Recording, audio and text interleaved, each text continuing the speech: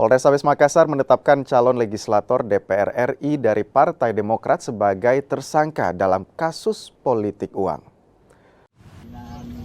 Setelah viral bagi-bagi uang saat masa kampanye, polisi akhirnya menetapkan caleg DPR RI dari Partai Demokrat, Sarifudin Dengpuna, sebagai tersangka dalam kasus politik uang.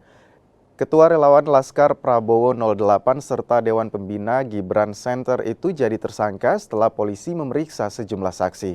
Selain itu, polisi juga meminta keterangan ahli. Sarifudin pun dijerat pasal 458 tentang Undang-Undang Pemilu.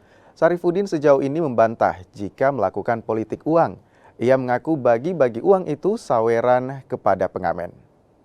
Atau sudah tersangka, nanti hari Rabu mungkin kita lakukan tahap 1, kita kirim berkas ke kejaksaan. Kalau ini Bang, bukti-bukti ini kenapa mungkin yang memberatkan? Ya, ini kan ada laporan juga ya, jadi laporannya kita ada laporan dari masyarakat, kemudian juga temuan Bawaslu sendiri, kemudian ada limpahan juga dari Bawaslu Provinsi dan juga ada limpahan dari Bawaslu Pusat. Jadi ini ada 4 sebenarnya pelapor untuk perkara ini. Jadi emang tujuannya pada saat itu ketemu pengamen? Iya, pengamen. Jadi pada saat itu juga dana yang saya siapkan itu hanya yang di kantong saja. Kan otomatis namanya pengamen kan pasti kita sawer. Kasian ya. Saweran berarti. Ya, hanya seperti itu.